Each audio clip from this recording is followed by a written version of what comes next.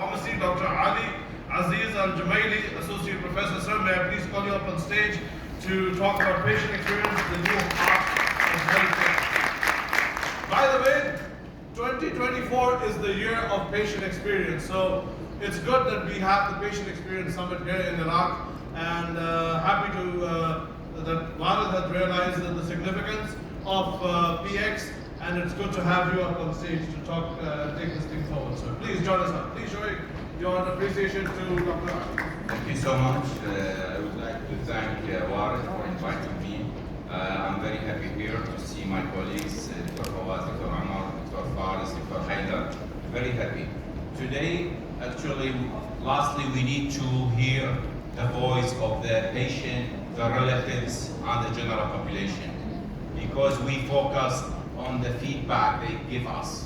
We need to hear from them, we need to hear their experience so we can assess the current situation, so we can enhance the quality of our service. So our goal is to enhance the quality of the patient services, so we need to get the feedback. This is part of my master student, Sept at the University of Baghdad College of Pharmacy, part of his master thesis. So we talk about the perception of general population, including the patient relative, about the mental health services at Iraqi public health care settings. So, as you know, we have really hard situations about the mental health. 450 million people around the world had mental illness, depression and anxiety, all sorts of mental illnesses. We thought this topic is very important. We needed to understand how we are doing at our mental health services in Iraq. We need to hear back from our patient populations. What should we do to improve their experience?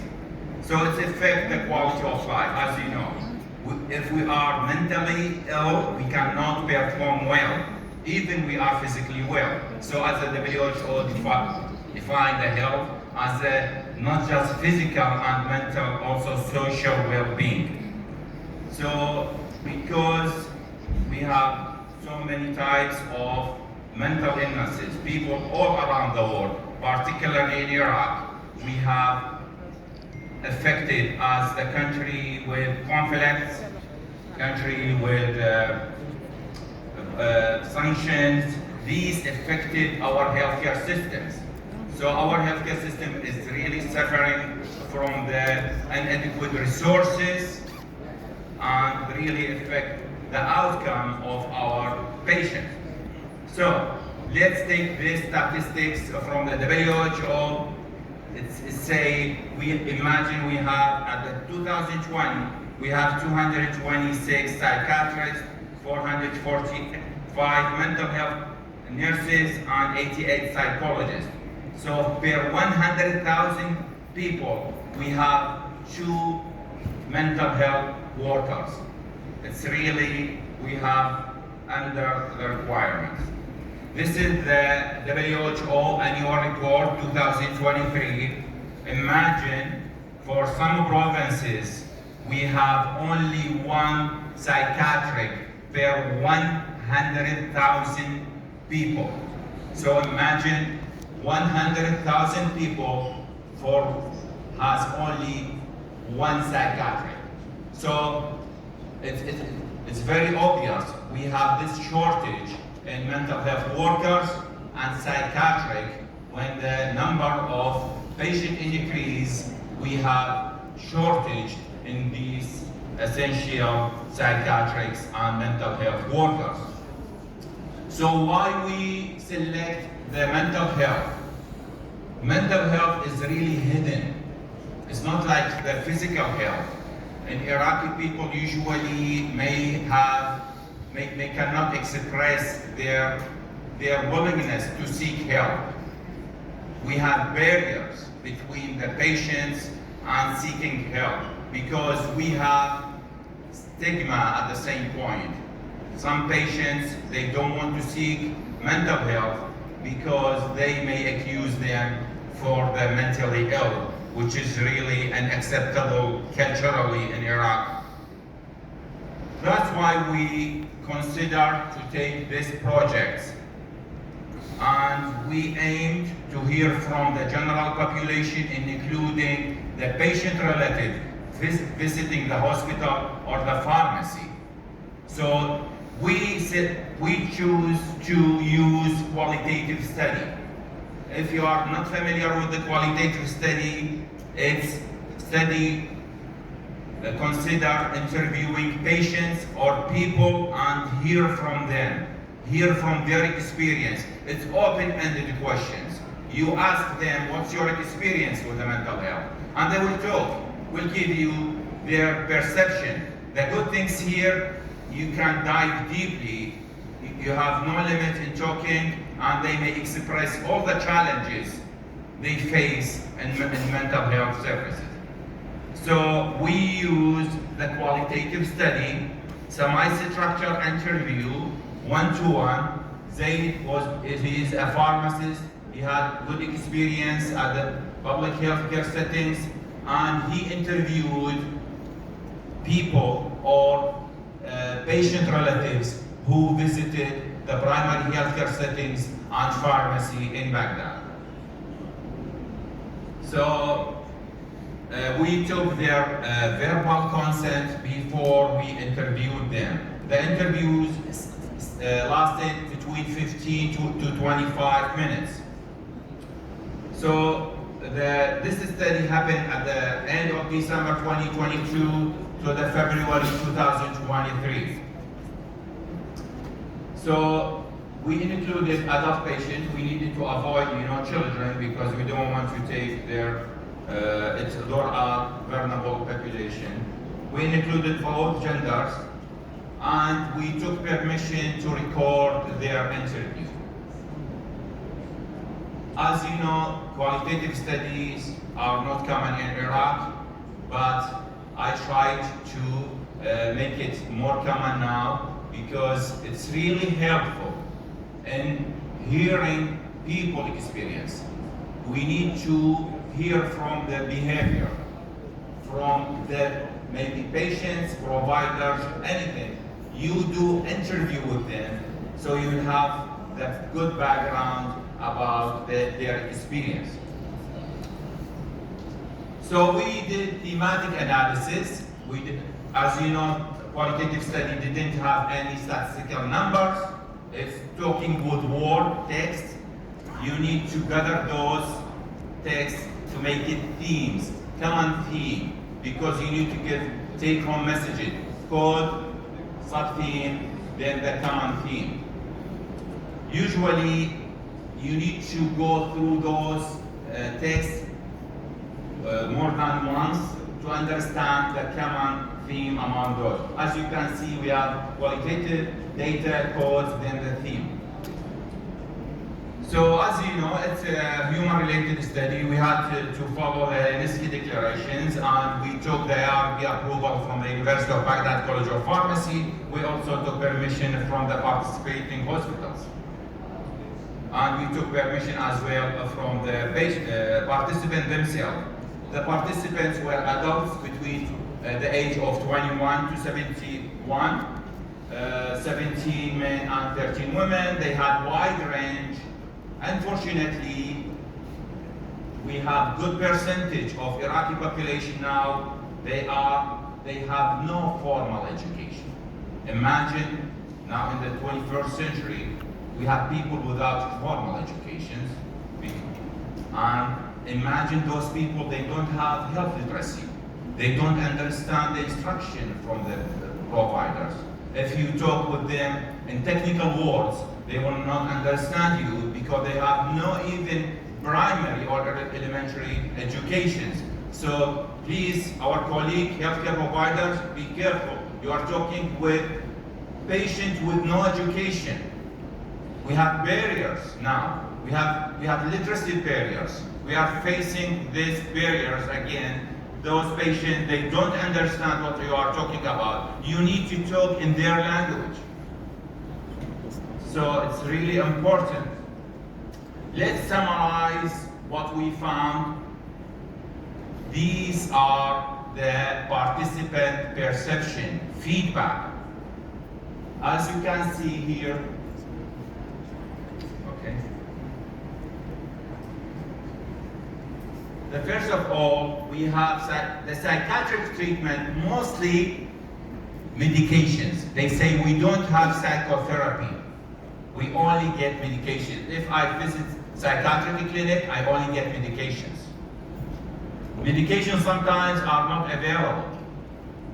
Public healthcare settings, mental health clinics, at public healthcare settings, they have no privacy. So some patients, they are hesitant to share their experience because there is no privacy and they cannot afford visiting private healthcare settings. Even the settings, we don't have so many mental health care services across the country. As you can see in the MOH report, we have one psychiatric per 100,000 population in some provinces. We have shortage in psychiatric and in mental health services. Baghdad is lucky to have so many of them, but what about other provinces? They say we have shortages in psychiatric, shortages in medications, we have stigma. Stigma is a really big theme. That means the patient, they are not willing to express they need help because they don't want to accuse by other people. This guy has mental illness. This is stigma in our social mentality, in our culture. We need to overcome this stigma. Privacy is really important. Many of people rely on social media, and if we don't use social media well, we will end up with misinformation. Their recommendations, they require privacy, they require better quality of service, they require more mental health care services, they require enough number of psychiatric, they recommended psychological or psychotherapy session. They say, I don't want to get only medications, I need to get counseling. We miss the counseling in mental health service in Iraq. They require counseling because, as you know, counseling may have more effect than the medication. So it's obvious from their feedback, we have inadequate services. We need to take care of their demands. If we don't listen to them, if we don't enhance the quality of our service, so people, they will not get help. They will stay with their mental illness, may get worse. So let's go faster. In conclusion, social stigma is really barrier. We, as a healthcare providers, we need to work to overcome social stigma. Please, our colleague, focus on, let's talk about the mental health services as a physical illness. It's an illness and can be treated. So there is no stigma if you are seeking mental health help. We need to enhance the quality, for sure. We need to enhance the privacy. But again, the problem is in our public health care settings because they are mostly free of charge. We have so many patients, and the physician may have no time to meet them privately and personally, which is very challenging for those patients to sit with others to talk about their mental health. So patients with mental health is not like regular patients. We need attention. We need to sit with them and listen to their experience. Psychotherapy sessions is really missing point here. Again, we need to provide them with the essential medications. Health officials need to work on this as well. So the last recommendations here, mental health at the public care settings suffering from inadequate care in general. We have missing point.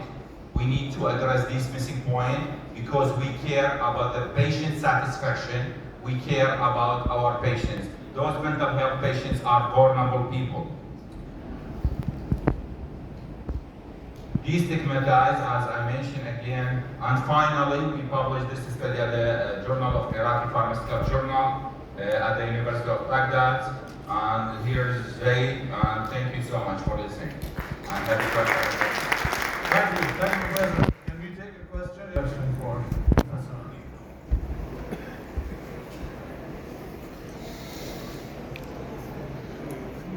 Thank you so much for this very interesting presentation. It's really important talk. I appreciate it if you could possibly go back to the slide of participants' characteristics.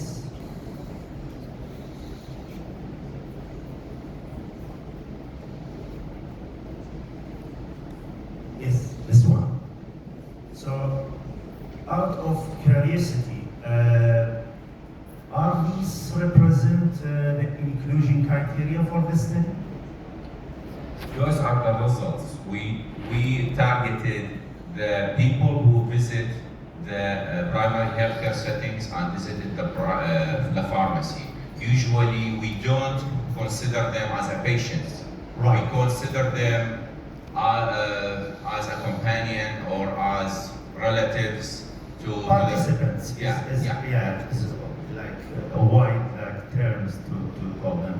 But however, again, so this age range is from 21 to 71 years old.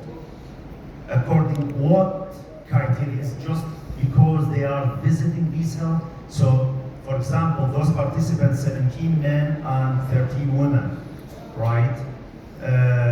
So, if there is like somebody under this age can participate in Yes, this. this is the results. Inclusion criteria included adults above 15, Right. above 18, sorry. Right. So this is kind of purposive sampling. In purposive sampling, you look for wide range of diversity. Okay. We looked for men, women, different age. We looked for people with no formal educations, people with formal educations. You know, in a qualitative study, it's, at the end of the day, it has limitations. It cannot be generalizable because, you know, the numbers, it's qualitative study at the end. But the good things here, the depth of the information you can get, and generally you're looking for wide range of diversity. You need to look for the senior people, young people.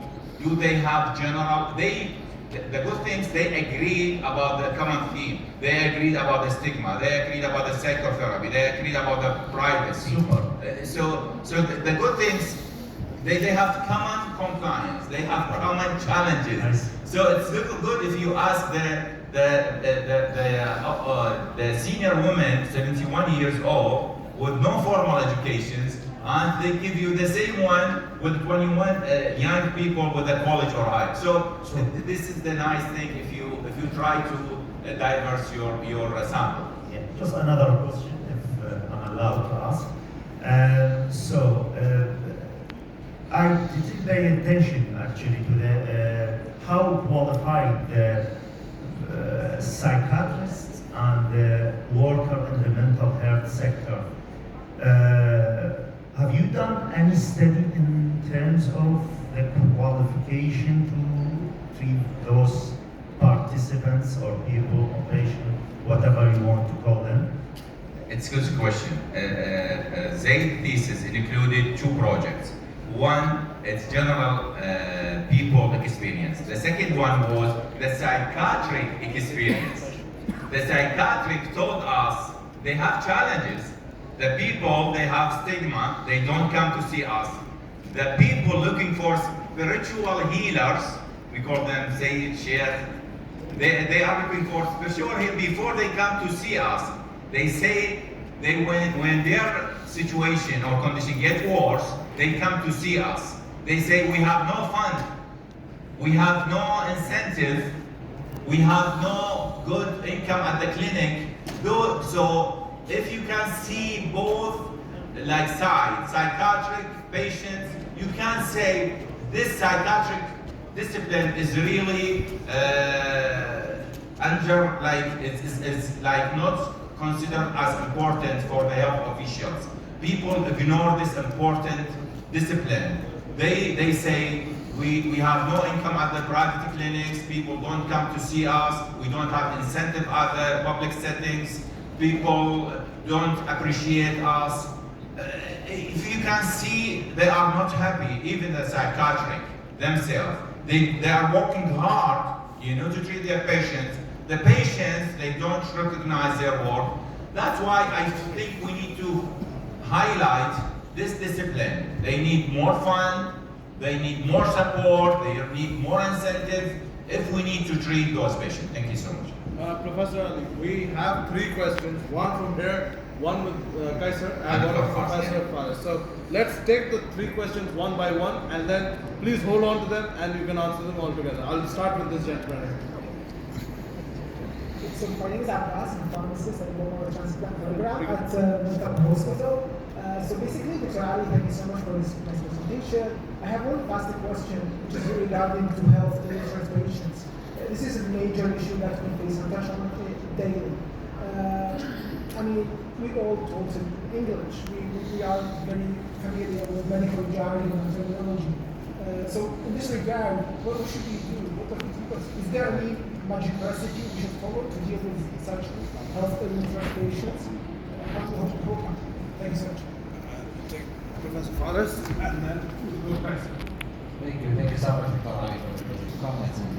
First of all, we have only 30 samples, only 30, and 6 out of 30 years are with no formal education. And you mentioned that this is a percussive sample, so it's very difficult to conclude a general conclusion about the limitation. Sure. Secondly, I think you mentioned that we have in some governorates one. This is number rather than it's not per thousand. Per 100,000. This is number. Number? Now, if we have 1 per 100,000, this is a dream for psychiatrists in here. Oh, so we have only one. This is one. Can see the rate. I thought because 100,000 it's somewhere in the title. No, you can see the the rate. Oh, okay. So this is number. oh, it's even worse. That's mean we are in one province. We have one psychiatric. Imagine. If we have 1 per 100,000, we are more than. We are more than lucky. Thank you, Dr. Faris. Last question from Kaiser, and then please answer all. Doctor, very interesting presentation. I mean, there are multiple things that need to be discussed thoroughly, but we don't have time. From verbal processing, verbal data processing, from the way that we look at the psychiatric issues, treatment, etc., and then the types of data of the patients. Now, the only thing that I'd like to highlight goes along with what our friend said here. Literacy or non-formal education presence. How do we expect people, regardless of what is their education, how do we expect them to understand or the terminologies or whatever? And now, having them that much makes us look at ourselves before we look at lifting them up. We need to step down. But then, I mean, why would we expect them to understand what they are saying? Good question. Thank you. Thank you so much. It's common theme about literacy. Let's go back in 2015. I have done study about the literacy in Iraq. We have several tests to test the literacy. One of the literacy is you give them a label and give them a task to calculate the number of calories, or do you understand the doses or the frequency? Let them talk about, do you understand my instruction? The health literacy is basically patient understanding the healthcare provider instruction. It's not the medical terms. Talking about the instructions. For example, 1 by 3. For example, as a pharmacist, when we ask them to take it every 8 hours, if you don't say every 8 hours, if you say 3 times daily, they will take it, after breakfast, 7, 12, and 3 p.m. It's not every 8 hours. So the literacy is understanding your instruction as a healthcare providers. What we have done, Iraqi people, they have inadequate health literacy as they rely on the 2015 study. People with inadequate health literacy, they will face another barrier. They don't understand your Arabic instruction.